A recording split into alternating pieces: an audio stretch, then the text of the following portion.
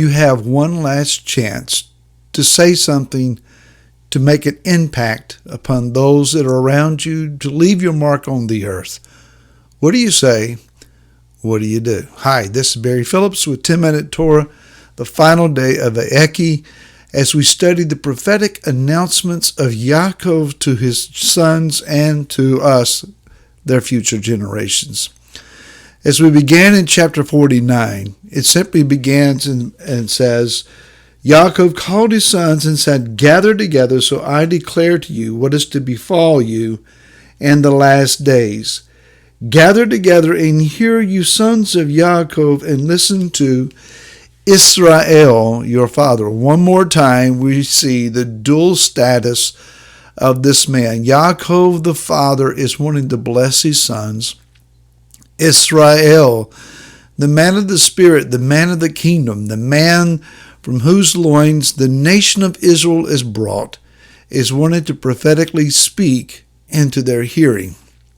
As we look through the various announcements, pronouncements, declared words, some are extensive, lengthy, in-depth. Others are just given a phrase or two. It doesn't mean that one tribe is greater than the other in the overall scheme of things. Perhaps it just shows that there are things of the Spirit that we don't understand and that we need discernment about. It's going to take some prayer. It's going to take some seeking to fully understand all that is being said here. Now, the first three that are mentioned, Reuven, if you will, Shimon, and Levi, not necessarily spoken well of, but it doesn't prevent them from rising up to some potential in the future. Reuven is mentioned first as the firstborn, Yaakov's strength. He says, "My excellency is found in him." He endows him with the potential of greatness and great ability, but he warns, with no discipline and without stability, he's like waves of unstable waters. With no boundaries or structure, we are destined to become inconsistent and destined for failure. Let this be a warning to us.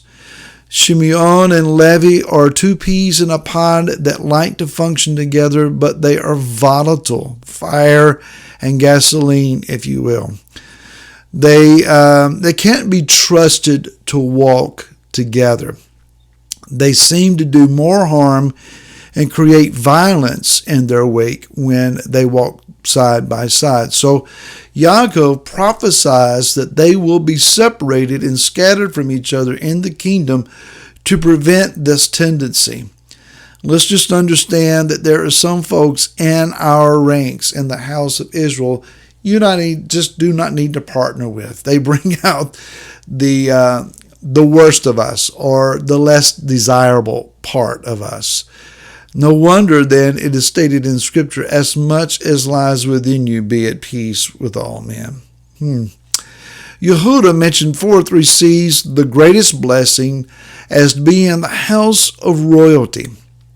The scepter of the king is found in this house. He is the fourth son, but he is a natural-born leader. Others just defer to him, look to him. He seems to be the one that will always consistently rise to the top. David Hamelech, David the king, and Shlomo both are from this house. They are of the greatest reigns in the history of Israel. Israel to this day is still trying to get back to this particular level. It is mentioned that Shiloh comes from this house, who is none other than the Mashiach, Yeshua. In verses 11 and 12, we see references to garments being dipped in blood, gaining vengeance over his enemies. Yeshua shows up again in the book of Revelation, wearing a garment that has been dipped in blood, gaining vengeance from the house of David. Mashiach ben David, coming back to exact vengeance on his adversaries. We come to a small grouping here, or a large grouping of small comments, maybe I should say. Zebulun, Issachar, Dan, Gad, Asher, Naphtali, and Benjamin. All of these are spoken of in small detail. Zebulun, a people by the sea, perhaps giving us a glimpse that in the last days, those who are along the seashores, those who inhabit the far-off lands, will return to the covenant and walk according to the Torah's commandments.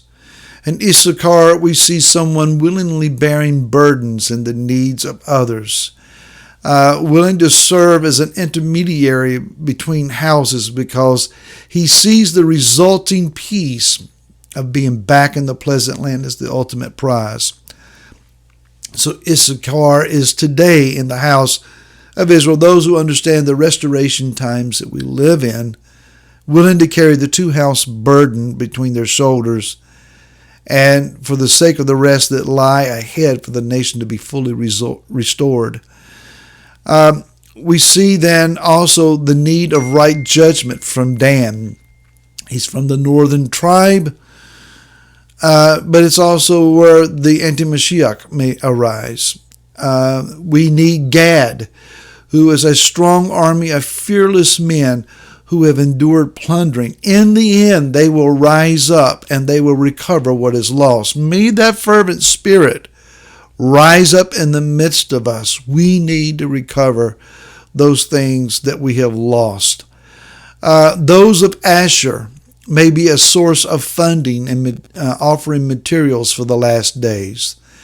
There is a need of the poetic flow of Naphtali in the areas of worship and encouragement, hearing the word of Yah, as well as the stealthy works of Benjamin, the significance of the Temple Mount area. We need these things.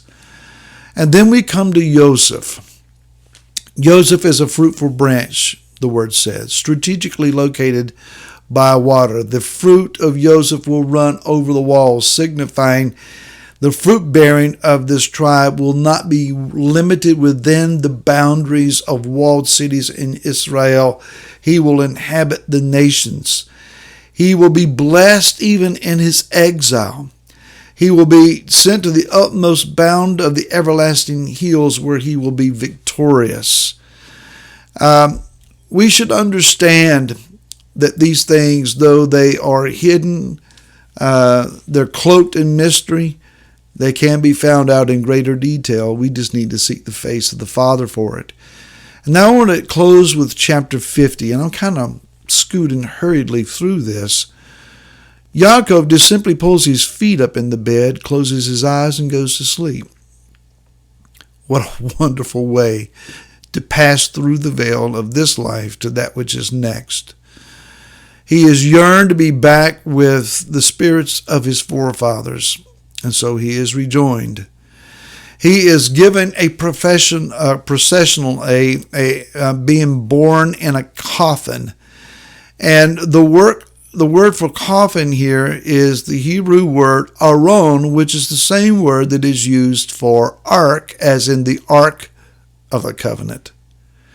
It is understood that then his family and a Mitzrite escort accompany him back to the land.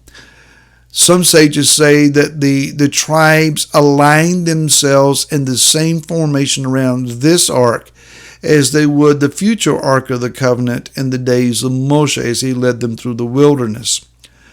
They arrive at a place, a threshing floor of Atad, in the Hebrew, Goren Atad. It's interesting that Goren means threshing floor, but Atad means thorns, a thorn bush, or a bramble bush, if you will. And so as they were encircled around this ark, they were at a threshing floor that was ringed by and protected by a ring of thorns, a crown of thorns. What an incredible picture that the crown of thorns encircles Am Israel, the patriarchs, and the Ark of the Covenant. The crown of thorns on Messiah's head, this kind of gives us a picture of what may have been on his mind as he hung on the tree. I'm dying for my Israel, fulfilling the covenant of the patriarchs, and the Ark of the Covenant, the presence of the Most High among my people. What a wonderful thought for Shabbat. So I say to you, Shabbat Shalom.